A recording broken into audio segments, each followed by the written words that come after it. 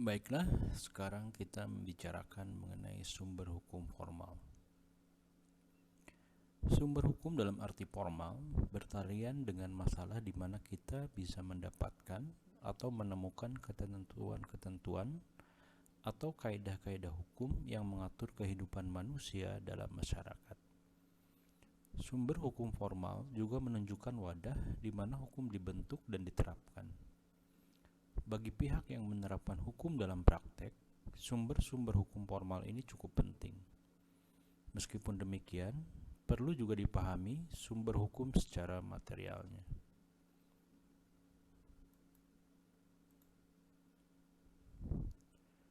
Sumber-sumber hukum dalam arti formal adalah peraturan perundang-undangan, perjanjian, kebiasaan, putusan pengadilan, perjanjian internasional, dan pendapat ahli hukum terkemuka atau doktrin sebagai sumber hukum tambahan. Sumber hukum formal ini dapat dibedakan menjadi sumber hukum formal tertulis seperti peraturan perundang-undangan, putusan pengadilan, dan perjanjian internasional, serta sumber hukum formal tidak tertulis seperti kebiasaan. Perjanjian dan doktrin dapat berbentuk tertulis atau tidak tertulis.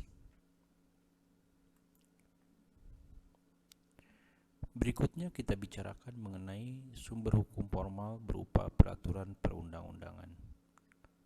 Peraturan perundang-undangan adalah peraturan tertulis yang memuat norma hukum yang mengikat secara umum dan dibentuk atau ditetapkan oleh lembaga negara atau pejabat yang berwenang melalui prosedur yang ditetapkan dalam peraturan perundang-undangan. Adapun jenis dan hierarki peraturan perundang-undangan terdiri atas 1. Undang-Undang Dasar Negara Republik Indonesia tahun 1945. 2. Ketetapan Majelis Permusyawaratan Rakyat. 3. Undang-undang atau peraturan pemerintah pengganti undang-undang. 4. Peraturan pemerintah. 5. Peraturan presiden. 6. Peraturan daerah provinsi. Dan 7. Peraturan daerah kabupaten atau kota. Peraturan perundang-undangan lainnya yang mencakup peraturan yang ditetapkan oleh Majelis Permusyawaratan Rakyat, Dewan Perwakilan Rakyat, Dewan Perwakilan Daerah, Mahkamah Agung, Mahkamah Konstitusi, Badan Pemeriksa Keuangan, Komisi Yudisial, Bank Indonesia, Menteri, Badan Lembaga, atau komisi yang setingkat yang dibentuk dengan undang-undang atau pemerintah atas perintah undang-undang, Dewan Perwakilan Rakyat Daerah Provinsi, Gubernur, Dewan Perwakilan Rakyat Daerah Kabupaten Kota, Bupati Wali Kota, Kepala Desa atau yang setingkat. Peraturan-peraturan tersebut juga diakui keberadaannya dan mempunyai kekuatan hukum mengikat sepanjang diperintahkan oleh peraturan perundang-undangan yang lebih tinggi atau dibentuk berdasarkan kewenangan. Peraturan perundang-undangan tersebut bersifat hierarkis. Artinya, kekuatan hukum peraturan perundang-undangan sesuai dengan hierarkinya tersebut. Dalam hierarki peraturan perundang-undangan, berlaku asas bahwa suatu ketentuan perundang-undangan tidak boleh bertentangan dengan ketentuan perundang-undangan yang lebih tinggi tingkatannya. Dalam bahasa Latin disebut lex superior derogat legi inferior. Selain itu juga berlaku asas ketentuan peraturan perundang-undangan yang ditetapkan kemudian mengalahkan ketentuan peraturan perundang-undangan yang ditetapkan lebih dulu. Dalam bahasa Latin disebut dengan lex posterior derogat legi priori. Kedua asas ini sangat penting untuk kepastian hukum.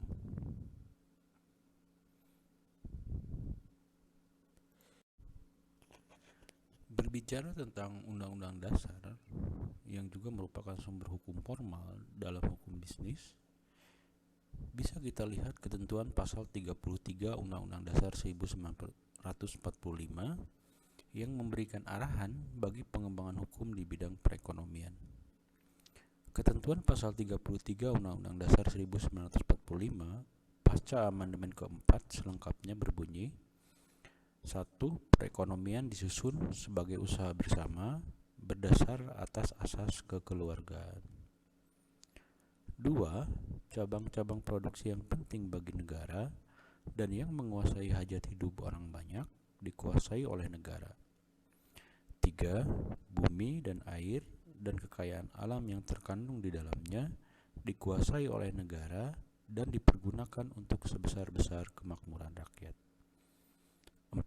Perekonomian nasional diselenggarakan berdasar atas demokrasi ekonomi dengan prinsip kebersamaan, efisiensi berkeadilan, berkelanjutan, berwawasan lingkungan, kemandirian, serta dengan menjaga keseimbangan kemajuan dan kesatuan ekonomi nasional.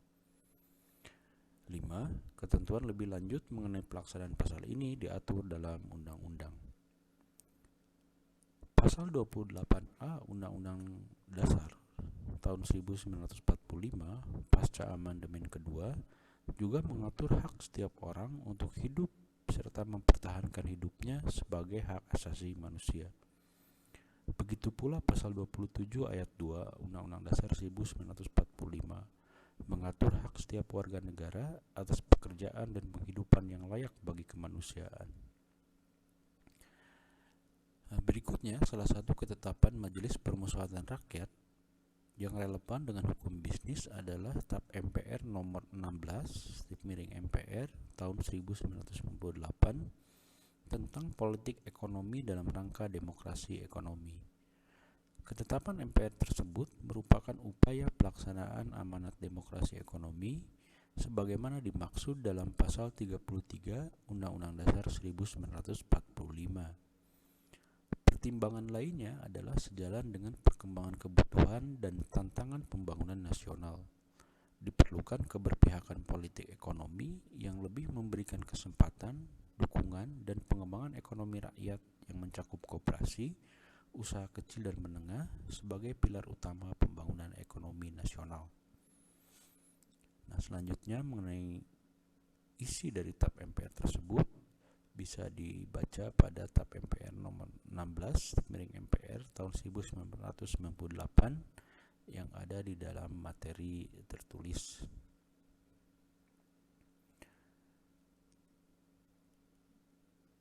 Nah, berikutnya saudara, peraturan perundang-undangan yang menjadi sumber formal hukum bisnis dapat dikelompokkan menjadi 3, yaitu Kitab Undang-Undang Hukum Perdata atau KUH Perdata dan peraturan perundang-undangan yang terkait. Lalu yang kedua adalah Kitab Undang-Undang Hukum Dagang atau sering disingkat KUHD dan peraturan perundang-undangan yang terkait. Yang ketiga adalah peraturan perundang-undangan yang tidak terkait dengan KUHD maupun KUH Perdata yang mengatur mengenai hukum bisnis. KUH Perdata atau dalam bahasa Belanda disebut dengan Burgerlijk Wetboek van Indonesia atau disingkat BW, dan KUHD atau dalam bahasa Belanda disebut Wetboek van Koophandel voor Indonesia atau WVK masih berlaku berdasarkan pasal 2 Aturan Peralihan Undang-Undang Dasar 1945. Pasal 2 tersebut menyatakan segala badan negara dan peraturan yang ada masih langsung berlaku selama belum diadakan yang baru menurut Undang-Undang Dasar ini. Hubungan antara KUH Perdata adalah hubungan lex generalis, yaitu KUH Perdata, dengan lex specialis, yaitu KUHD. Lex generalis merupakan dasar dari lex specialis. Ketentuan pasal 1 KUHD menyatakan selama dalam kitab undang-undang ini terhadap kitab undang-undang hukum perdata tidak diadakan penyimpangan khusus, maka kitab undang-undang hukum perdata berlaku juga terhadap hal-hal yang dibicarakan dalam kitab undang-undang ini. KUH Perdata dan KUHD yang sebagian sekarang masih berlaku berasal dari Kode Sivil dan Kode de Commerce yang disusun pada masa Kaisar Napoleon tahun 1804. Kedua kitab undang-undang tersebut diberlakukan di negeri Belanda tahun 1838 dengan beberapa perubahan dan berlaku di Indonesia semenjak tahun 1848 dengan asas konkordansi. Sementara upaya kodifikasi hukum nasional belum tercapai, KUH Perdata dan KUHD peninggalan masa kolonial Belanda masih berlaku. dengan ketentuan bahwa hakim atau pengadilan dapat menganggap suatu pasal tidak berlaku jika dianggapnya bertentangan dengan perkembangan zaman. KUH Perdata dan KUHD tersebut tidak lagi merupakan suatu kitab undang-undang atau white book, akan tetapi suatu buku hukum atau rehbook.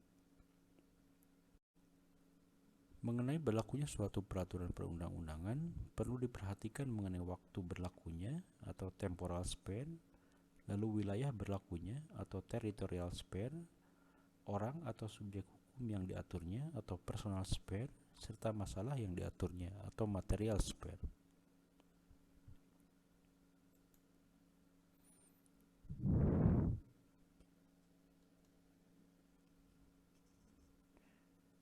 Berikutnya, kita berbicara mengenai perjanjian. Dalam hukum bisnis, perjanjian atau persetujuan juga merupakan sumber hukum yang penting.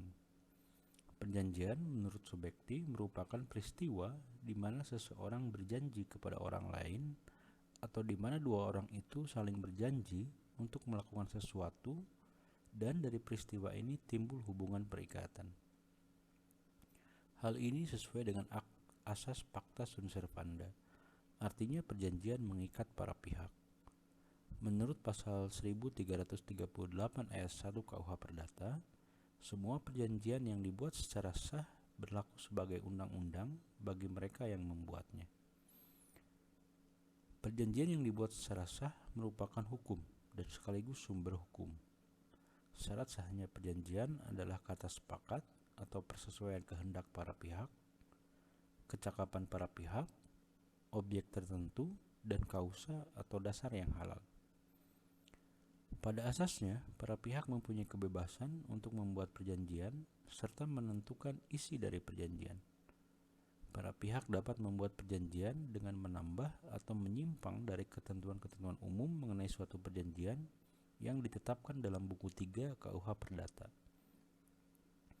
Hal ini disebut dengan asas kebebasan melakukan perjanjian atau juga sering disebut asas kebebasan berkontrak atau kontrakvrijheid. Dengan kata lain, peraturan-peraturan yang ditetapkan dalam buku 3 KUH Perdata hanya disediakan dalam hal para pihak yang berkontrak tidak membuat peraturan sendiri. Peraturan-peraturan dalam buku 3 KUH Perdata pada umumnya hanya merupakan hukum pelengkap atau aanvullend recht, bukan hukum yang memaksa. Sistem yang dianut oleh buku 3 KUH Perdata lazim dinamakan sistem terbuka, yang merupakan kebalikan dari yang dianut oleh buku 2 perihal hukum perbendaan yang menganut sistem tertutup. Meskipun para pihak mempunyai kebebasan untuk membuat perjanjian, namun perjanjian tersebut tidak boleh bertentangan dengan undang-undang, kesusilaan, atau ketertiban umum. Misalnya, A sebagai pemilik tanah mengadakan perjanjian jual beli tanah dengan B, seorang warga negara asing. Menurut pasal 21 ayat 1 Undang-Undang Nomor 5 Tahun 1960 tentang Peraturan Dasar Pokok-pokok Agraria, hanya warga negara Indonesia yang dapat mempunyai hak milik atas tanah. Dengan demikian, perjanjian A dengan B tersebut batal demi hukum karena bertentangan dengan undang-undang. Perjanjian dapat dibedakan dari peraturan perundang-undangan sebagai berikut. Perjanjian berlaku bagi para pihak yang membuatnya, sedangkan peraturan perundang-undangan berlaku umum. Perjanjian mengatur sesuatu hal secara lebih konkret, sedangkan peraturan perundang-undangan mengatur hal yang lebih bersifat umum. Perjanjian dibuat berdasarkan kehendak sukarela dari para pihak yang terikat pada perjanjian tersebut. Sementara itu, seseorang terikat pada peraturan perundang-undangan tidak selalu karena kehendak sukarela orang tersebut. Pembedaan tersebut merupakan pembedaan pada umumnya yang mungkin dalam kenyataannya tidak selalu demikian, sehingga hendaknya tidak dijadikan pegangan secara mendasar.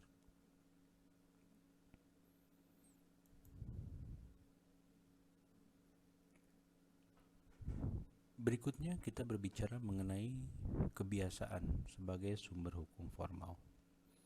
Kebiasaan, termasuk adat, juga merupakan sumber hukum formal di dalam hukum bisnis. Kebiasaan ini merupakan sumber hukum yang penting tidak saja karena belum atau tidak semua ketentuan hukum itu telah dituangkan dalam bentuk hukum tertulis, tetapi kebiasaan itu penting juga karena kehidupan masyarakat terus berkembang. Kebiasaan adalah pola tindak yang berulang mengenai sesuatu hal atau peristiwa yang sama atau bersamaan yang terjadi dalam masyarakat dalam bidang kegiatan tertentu. Untuk menjadi atau dianggap sebagai hukum kebiasaan diperlukan 3 unsur, yaitu yang pertama, pola tindak yang berulang, kebiasaan atau adat. Yang kedua, pendapat masyarakat yang menerima pola tindak yang berulang itu sebagai sesuatu hal yang dipatuhi, diterima sebagai aturan yang mengikat. Lalu kemudian patut atau tidaknya pola kebiasaan itu diterima sebagai sesuatu yang mengikat dan perlu ditaati tergantung kepada apa yang diinginkan oleh masyarakat yang bersangkutan yang menjadi tujuan hidup masyarakat. Yang ketiga adalah memiliki akibat hukum apabila hukum kebiasaan itu dilanggar. Pendapat para sarjana yang terkemuka penting untuk membantu mengungkapkan apa kiranya yang sudah menjadi atau yang patut diterima sebagai hukum. Selain itu, putusan pengadilan dapat merupakan wujud nyata penampilan suatu kaidah hukum kebiasaan dalam masyarakat. Misalnya apabila seorang komisioner mendapatkan komisi sebesar 10%, lalu kemudian komisioner yang lain juga mendapatkan komisi yang sama sebesar 10%. Hal tersebut kemudian diterima oleh masyarakat sebagai kebiasaan. Apabila tidak ada perjanjian antara pemberi perintah dengan komisioner, maka berlaku kebiasaan tersebut. Kebiasaan tersebut kemudian menjadi hukum kebiasaan. Kebiasaan sebagai hukum mempunyai kelebihan dan kekurangan. Kelebihannya adalah sifatnya yang berkembang sesuai dengan perkembangan masyarakat. Sedangkan kekurangannya adalah kurang memberikan kepastian hukum karena bentuknya yang tidak tertulis sehingga sulit diketahui oleh banyak orang.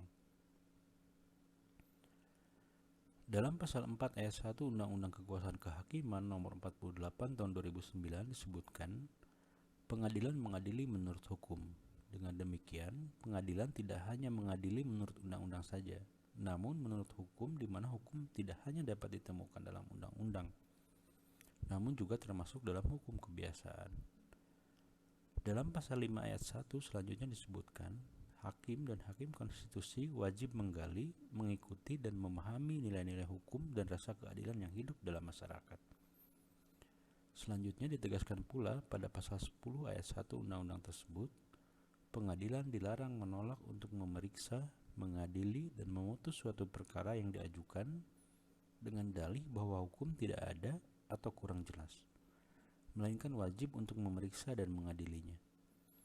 Putusan pengadilan, sebagaimana disebutkan dalam pasal 50 ayat 1, selain harus memuat alasan dan dasar putusan, juga memuat pasal tertentu dari peraturan perundang-undangan yang bersangkutan atau sumber hukum tidak tertulis yang dijadikan dasar untuk mengadili. Dari ketentuan-ketentuan tersebut, hukum kebiasaan diakui sebagai sumber hukum dalam tata hukum Indonesia. Berlakunya hukum kebiasaan juga dapat ditunjuk oleh suatu ketentuan dalam peraturan perundang-undangan. Misalnya pasal 1339 KUH Perdata menyebutkan, suatu perjanjian tidak saja mengikat untuk apa yang semata-mata telah diperjanjikan, tetapi untuk apa yang sudah menjadi kebiasaan. Begitu pula ketentuan pasal 1347 KUH Perdata yang menyatakan, hal-hal yang sudah lazim diperjanjikan dalam suatu perjanjian, meskipun tidak secara tegas diperjanjikan, harus dianggap juga tercantum dalam setiap perjanjian semacam itu. Apabila peraturan perundang-undangan tidak menunjuk pada hukum kebiasaan, sementara peraturan perundang-undangan tersebut tidak mengaturnya, maka hakim dapat menggali hukumnya pada hukum kebiasaan.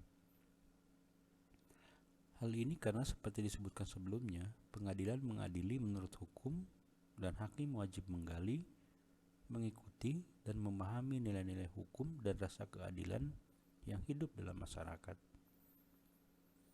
Pengadilan dilarang menolak untuk memeriksa, mengadili, dan memutus suatu perkara yang diajukan dengan dalih bahwa hukum tidak atau kurang jelas, melainkan hakim wajib untuk memeriksa dan mengadilinya. Hukum kebiasaan yang dijadikan dasar untuk mengadili tersebut kemudian dimuat dalam putusan pengadilan. Sumber hukum formal berikutnya, yang keempat, adalah putusan pengadilan. Putusan pengadilan berfungsi memberikan kepastian mengenai kaidah yang harus dipatuhi dalam suatu perkara. Kekuatan putusan pengadilan mengenai suatu perkara baru berlaku secara pasti setelah memperoleh kekuatan hukum tetap. Artinya dikuatkan dalam perkara banding pada tahap pengadilan yang lebih tinggi atau karena lewatnya batas waktu untuk mengajukan banding. Dalam sistem hukum Indonesia, putusan pengadilan hanya mempunyai kekuatan mengikat bagi perkara yang diadili tersebut dan pihak-pihak yang bersengketa dalam perkara itu. Putusan pengadilan dalam sistem hukum Indonesia tidak mempunyai kekuatan mengikat secara umum walaupun bagi peristiwa atau perkara serupa. Berlainan dengan sistem hukum Inggris atau Amerika, di mana keputusan pengadilan itu mempunyai kekuatan mengikat bagi perkara-perkara serupa lainnya, atau disebut rule of binding precedent atau stare decisis. Meskipun demikian, dalam hukum Indonesia juga dikenal putusan pengadilan yang disebut jurisprudensi tetap. Jurisprudensi tetap yaitu putusan pengadilan terdahulu yang telah berkekuatan hukum tetap yang memuat penemuan hukum dan diikuti oleh pengadilan berikutnya. Jurisprudensi dapat diketahui dalam buku jurisprudensi, kumpulan putusan pengadilan mengenai perkara serupa, atau jurisprudensi mengenai suatu jenis perkara, sangat memperkuat arti putusan pengadilan itu sebagai sumber hukum. Hakim menyesuaikan putusannya pada putusan-putusan pengadilan terdahulu, baik karena alasan psikologis maupun alasan praktis. Hakim pada pengadilan yang lebih rendah menghormati kewibawaan pengadilan yang lebih tinggi. Pengadilan yang lebih tinggi mempunyai kewenangan membatalkan putusan pengadilan di bawahnya. Hakim pada pengadilan yang lebih rendah juga mungkin memiliki pendapat yang sama mengenai persoalan hukum yang serupa.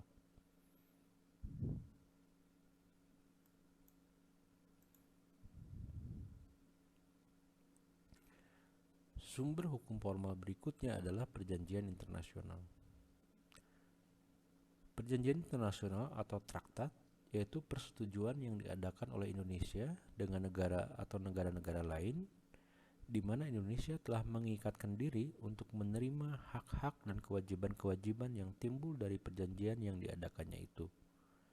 Perjanjian internasional merupakan sumber hukum yang penting. Untuk itu tidak cukup perjanjian itu ditandatangani oleh Indonesia, namun harus pula diratifikasi atau mendapatkan pengesahan sebelum perjanjian itu mengikat.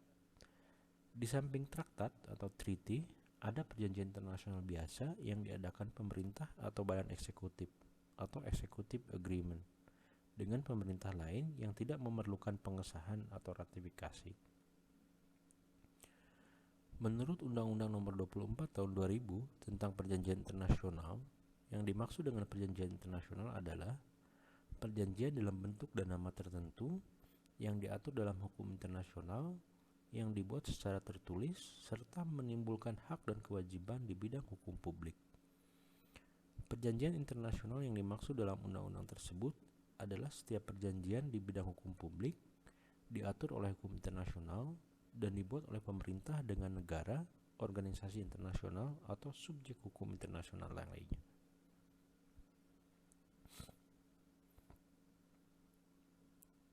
Bentuk dan nama perjanjian internasional dalam praktiknya cukup beragam, antara lain treaty, convention, agreement, memorandum of understanding, protokol, charter, declaration, final act, arrangement, exchange of notes, agreed minute, summary record, proses verbal, modus vivendi, dan letter of intent. Dalam sistem hukum Indonesia, tidak perlu ditetapkan undang-undang nasional yang memuat isi, materi atau substansi, konvensi atau perjanjian internasional itu sebelum isi perjanjian itu berlaku dan mengikat. Perjanjian internasional itu sudah mengikat setelah dilakukan ratifikasi. Dalam hal ratifikasi traktat dilakukan dengan undang-undang, maka memerlukan persetujuan Dewan Perwakilan Rakyat. Biasanya, traktat yang diratifikasi itu dilampirkan pada undang-undang ratifikasi dalam bahasa resmi traktat atau perjanjian itu.